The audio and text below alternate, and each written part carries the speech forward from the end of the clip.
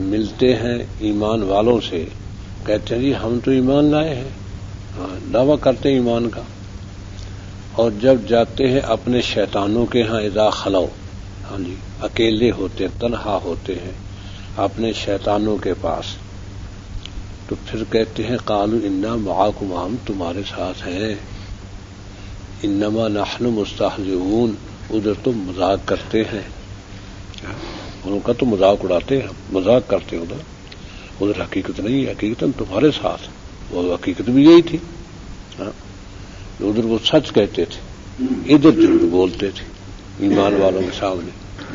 تو اللہ تعالیٰ فرماتے ہیں کہ اللہ یستہزئ بہم، اللہ تعالیٰ ان سے مذاق کرتے ہیں، ہاں جی ان کو دھوکے میں، ایسے دھوکے میں رکھا کہ پتہ نہیں آگے ان کا حشر کیا ہونا ہے، ہاں جی یہ اپنی طرف سے اپنے آپ کو عقل مند سمجھ رہے ہیں، حالانکہ بری طرح گرفت میں آنے والے ہیں یہ تو۔ اور وَيَمُدُّهُمْ فِي طُغْيَانِهِمْ، اور ان کی طغیانی میں یعنی سرکشی، ان کی سرکشی، ان کی طغیانی میں اللہ تعالی نے ترقی دے رہے ہیں، ایسی ہمارے حکمرانوں کے ساتھ ہے، وہ ترقی ہو رہی ہے، دولت مل رہی ہے، آ رہی ہے دولت، اور ملک جائے بہاڑ میں، پبلک جائے بہاڑ میں، بس دولت آ رہی ہے، اس لیے یہ یمدہم فی طغیانہم، ان کی سرکشی اور ان کی نافرمانی اس میں اور ترقی ہو رہی ہے، یا مہون، اور اندھے ہوئے پھرتے،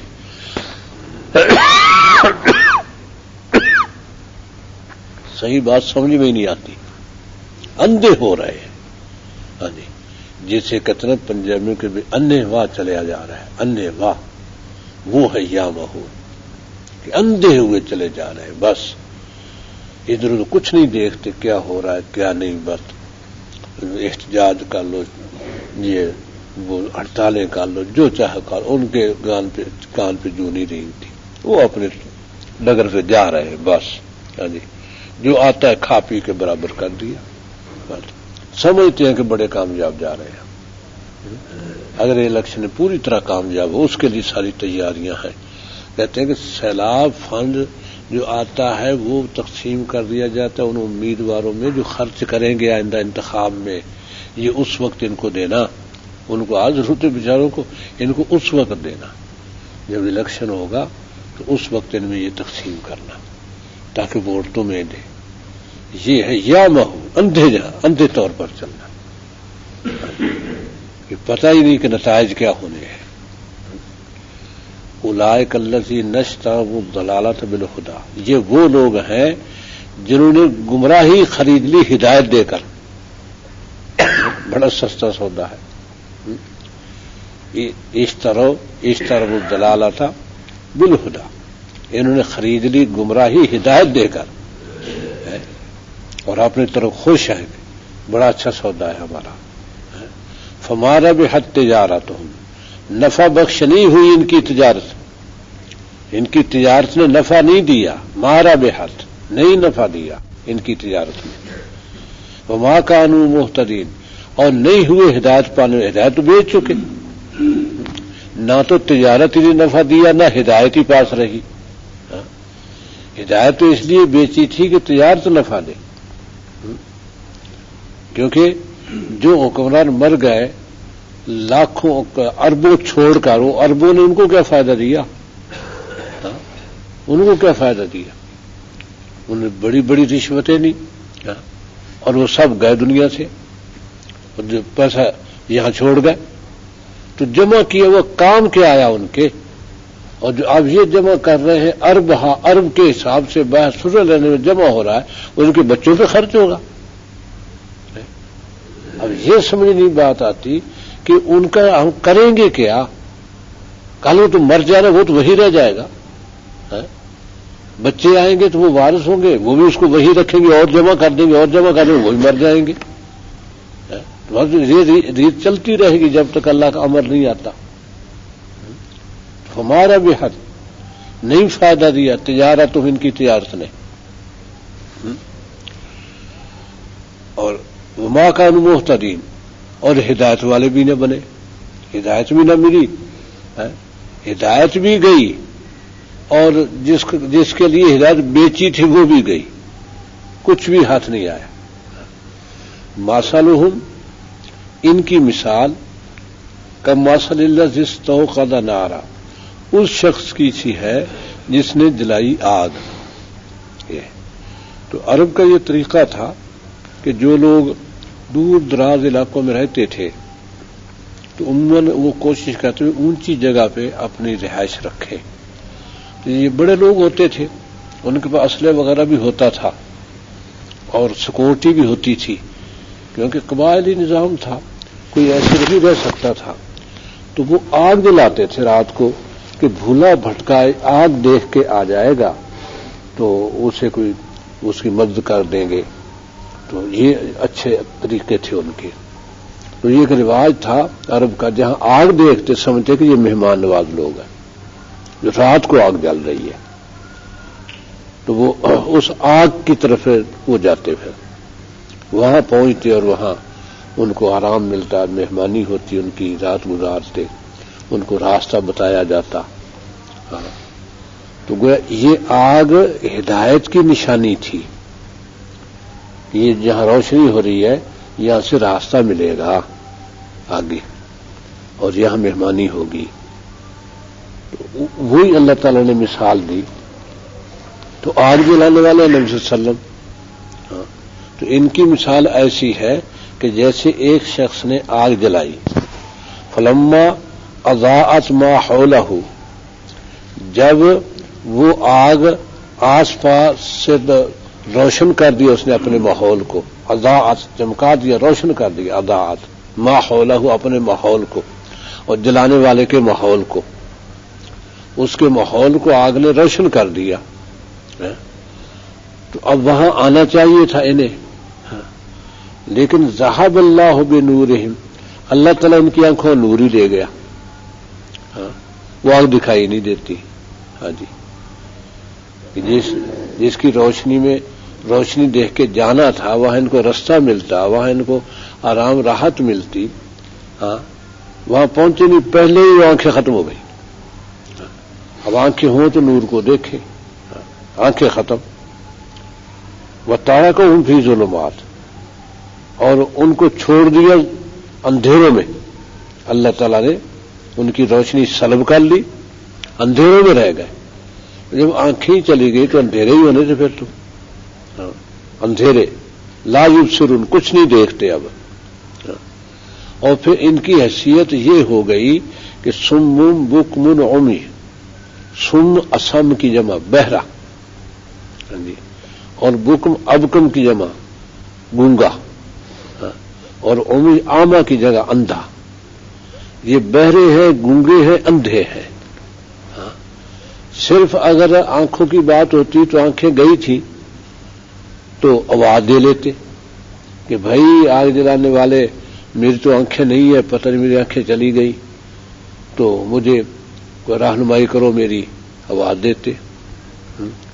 بہرے ہوتے تو چلو وہاں کھڑے ہو گئے تھے تو کوئی دیکھتا روشنی کرنے والا کہ وہ آدمی کیوں کھڑا ہے، پریشان ہے، تو وہ آواز دیتا تو سن لیتے۔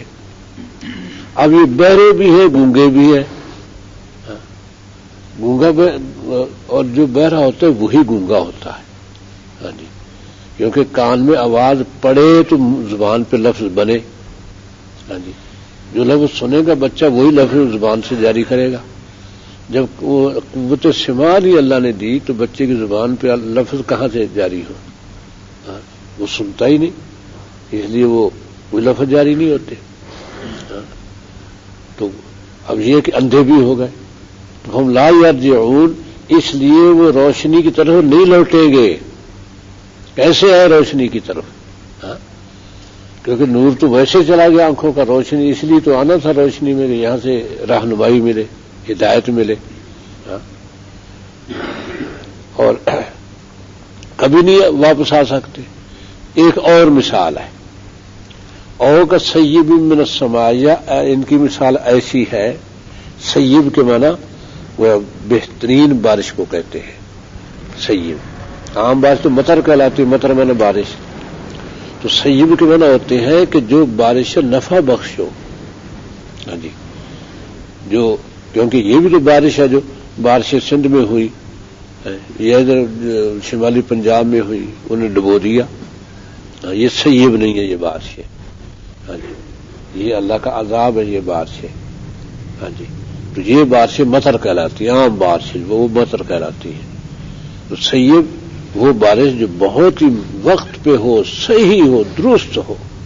ہاں جی، جیسے ہمارے یہاں ایک ہی بار زبردست ہوئی، یہ سیب تھی، کیونکہ اس فصلوں کو ضرورت بھی تھی اور اس نے موسم میں بھی خوشگواری پیدا کر دی. ہاں جی، یہ ہوتی سیب.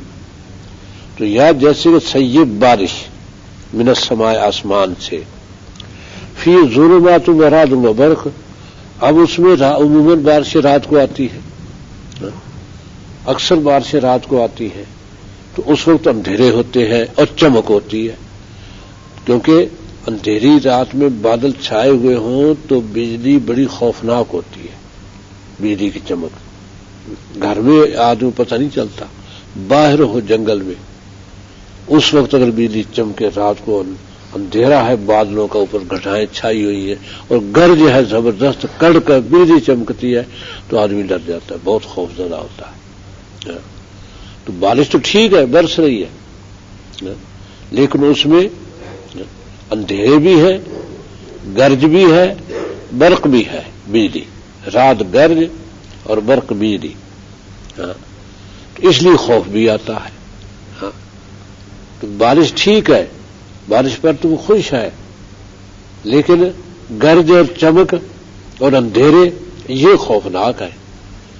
تو پھر یجعلون اصابعهم فی آذانہم، تو وہ اپنی انگلیاں ٹھوس لیتے ہیں کانوں میں. یجعلون کر لیتے ہیں، اصابع انگلیاں، اصابعہم اپنی انگلیاں، فی آذانہم اپنے کانوں میں. آذان اذن کی جمع کان، فی آذانہم اپنے کانوں میں. من الصواعق، صاعقۃ ان کی جمع صاعقہ کہتے ہیں کڑک کو، یہ بجلی کڑکتی ہے وہ صاعق ہے. من الصواعق بجلی کی کڑک کی وجہ سے، کیونکہ وہی گرتی ہے. حذر الموت، موت کے ڈر سے کہ موت نہ آ جائے. تو یہ منافقین کے دو درجے تھے. پہلا درجہ تھا جیسے عبداللہ ابن ابی پکا، اور بھی بہت سے یہودی اس کے ساتھ تھے. یہ انصار میں سے تھا، تو انصار میں سے بہت کم لوگ اس کے ساتھ تھے، یہودی ہے. اور دوسرا وہ گروہ تھا جو باہر سے آتے تھے، ایمان لاتے تھے، یہ گھیر لیتے تھے، یہ گھیر لیتے تھے انہیں اور بھرگلاتے تھے. تو وہ رفتہ رفتہ نبی صلی اللہ علیہ وسلم کی صحبت میں رہتے رہتے وہ پکے ہو جاتے تھے. ہاں جی، کہ ان کا ذکر دوسری قسم جو نئے آئے اور منافقین کے ہتھے چڑھ گئے. ہاں جی، تو اس لیے وہ تو آئے ہیں، ایمان ہے ان کے پاس، لیکن یہ اس ایمان کو دل میں ٹھہرنے نہیں دیتے. ہاں جی، تو وہ جب احکام ان کو بتاتے یہ احکام اتنا کرنا پڑے گا، وہ ڈر جاتے ہیں بیچارے. جب نبی صلی اللہ علیہ وسلم کی مجلس میں آتے ہیں تو بڑی پیاری پیاری باتیں سنتے ہیں تو اس وقت چل پڑتے ہیں ادھر. پھر ان کے پاس چلے گئے، انہوں نے پھر ڈرا دیا. ہاں، تو یہ فرمایا کہ واللہ محیط بالکافرین، تو اللہ تعالیٰ کافروں پر محیط ہے. کوئی کافر اللہ کے قابو سے نہیں نکل سکتا، یہ ممکن نہیں ہے. تمام کفار اللہ کے قابو میں ہے. ہاں جی، اللہ کی گرفت سے کہاں نکلیں گے؟ کتنے اب امریکہ نے کیا کچھ ادم مچایا، پوری دنیا میں زیر و زبر کر دیا، پہاڑ کھنڈر بنا دیے، لیکن اللہ کے قابو سے نکل گیا؟ اللہ کے قابو میں ہے. آج پریشان ہے کہ وہ بغاوتیں اٹھ کھڑی ہیں اپنے ملک میں. 70 شہروں تک تو بغاوتیں پھیل گئی اور بغاوت آگے بڑھ رہی ہے اور قابو میں نہیں ہے وہ بغاوت. اب کیا کریں؟ اور بغاوت کا ہے کہ بھوکے مر گئے، سارا کچھ جنگ میں لٹا دیا، ہم بھوکے مر گئے. بے روزگاری، کہ امریکہ میں بے روزگاری اتنی آ گئی کہ ہڑتالیں شروع ہو گئی، مظاہرے شروع ہو گئے اور 70 شہر میں بغاوتیں پھیل گئی. اب وہ صورت نہیں بند ہونے کی. دینے کو کچھ ہے نہیں. اربوں سے قرضے لے لے کے امریکہ ادھر جنگ پہ خرچ کیا جا رہا ہے. خود غریب ہو گیا, مسکین ہو گیا بہت. تو اب یہ محیط بالکافرین یکاد البرق یخطف ابصارہم, قریب ہے, لگتا ہے کہ بجلی یخطف اچک لے گی اب ان کی آنکھیں. یعنی مطلب یہ کہ اس طرح وہ جو ڈراتے ہیں نا خبیث, تو ڈراتے اتنا خوف زدہ کر دیتے ہیں ان کو کہ بس اب ایمان ہی گیا ان کا. کلما اضاء لہم, اور جب بھی وہ بجلی روشنی کرتی ہے تو چل پڑتے ہیں. یہ ہے کہ نبی صلی اللہ علیہ وسلم کی صحبت میں آئے, وہاں جب باتیں سنی تو دل روشن ہو گیا. بات تو بالکل ٹھیک ہے, سچی بات ہے, بالکل ایمان لوٹ آیا.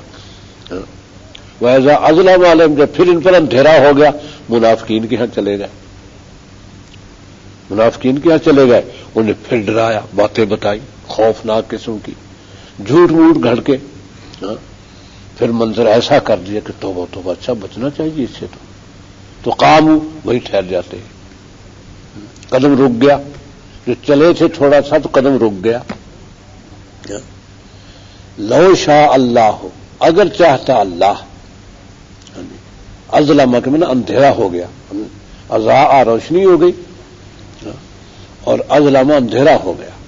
ہاں تو ٹھہر جاتے ہیں. لو شاء اللہ, اگر اللہ چاہتا تو ذاہب بسمع, لے جاتا ان کے کان و ابصارہم, اور ان کی آنکھیں. معلوم ہے کہ نہیں لے گیا اللہ تعالیٰ, ابھی ان کے پاس ہے کچھ بصیرت. اس لیے امید ہے کہ, اور ایسا ہوتا تھا کہ وہ رفتہ رفتہ پھر ان کے چنگل سے نکلاتے تھے, کیونکہ نبی صلی اللہ علیہ وسلم کی بات بھی سو, ان کی بھی رفتہ رفتہ معلوم ہو جاتا کہ یہ منافق ہے, یہ دھوکہ دیتے ہیں. کیونکہ اہل ایمان کی صحبت تو بھی رہتے تھے اگر وہ. تو یہ دوسری قسم والے جو تھے, یہ اکثر وہ بعض تھے پکے ہو گئے, ایسی طبیعتیں تھیں, انہی کے ساتھ مل گئے. ورنہ اکثر جو ہے نا ان سے چھوٹ کے بچ کے پھر ادھر آ جاتے تھے, پکے ہو جاتے تھے. تو اس لیے اللہ تعالیٰ ان کی سمع بصر لے نہیں گیا. اگر چاہتا اللہ ذاہبا, لے جاتا بے سمع ان کا کان, وہ ابصار ان کی آنکھیں. ان اللہ علی کل شیء قدیر, یقیناً اللہ تعالیٰ ہر چیز پر قادر ہے. تو یہ وہ تیسرا گروہ اللہ تعالیٰ نے, پہلا گروہ مومنین کا, دوسرا کافروں کا مختصر سا تعارف کرایا, کیونکہ کافروں کا تعارف تو مکی صورتوں میں بہت ہو چکا. منافقین کا تعارف مکی صورتوں میں نہیں آیا, کہیں مکی صورتوں میں کسی منافق کا ذکر نہیں ہے, کیونکہ مکے میں منافقت تھی ہی نہیں. قریش کھڑے لوگ تھے, یا انکار ہے یا اطاعت ہے, بس. ہاں جی, درمیانی بات نہیں. جھوٹ بولنا وہ نہیں جانتے تھے, کیونکہ اسی لیے حضرت ابو سفیان پر واقعہ جو بتاتے ہیں, شاہ روم کے ساتھ جب نبی صلی اللہ علیہ وسلم کا خط گیا, تو شاہ روم اس وقت بیت اللہ کی زیارت کے لیے آیا ہوا تھا, اور اس کا شہر تھا ملک شام میں حمص, کیونکہ شام کی آب و ہوا بڑی مناسب اور بڑی یعنی خوش, یہ ایسے کہ یہ خوش کر دینے والی, مزاج کو راحت دینے والی آب و ہوا ہے. نہ سردی زیادہ نہ گرمی زیادہ. یہ سردیوں میں بھی سردی نہیں ہے, گرمی میں گرمی نہیں ہے, بہت اعلیٰ آب و ہوا ہے, دنیا میں کہیں نہیں. اس لیے وہ حمص میں اس کا محل تھا. سلطنت تو روم میں تھی, دارالحکومت تو قسطنطنیہ تھا, لیکن یہاں محل تھا, رہائش میں اس کی یہاں تھی. تو یہاں سے وہ یہ نظر مانی تھی کہ اگر فارس پہ فتح, یہ ملک فارس نے لے لیا تھا, اگر فارس پہ فتح ہو جائے تو میں پیدل حج کروں گا, ننگے پاؤں چل کے, کہ میں اس کی اپنا بیت المقدس کی زیارت کروں گا. حج تو نہیں تھا, زیارت کروں گا. اب جناب فتح ہو گئی, اب پیدل چلنا تھا اور ننگے پاؤں. تو شام کیا وہ لگ جاتا خیمہ, شاہی خیمہ لگ گیا, بڑا وہ محل جیسا ہی ہوتا شاہی خیمہ. تو اس میں پیدل پہنچ گئے, تو آگے پھر قالین بچھ جاتے, قالین بچھ جاتے 2-3 کلومیٹر تک قالین بچھ جاتے، پھر شاہی خیمہ لگ جاتا۔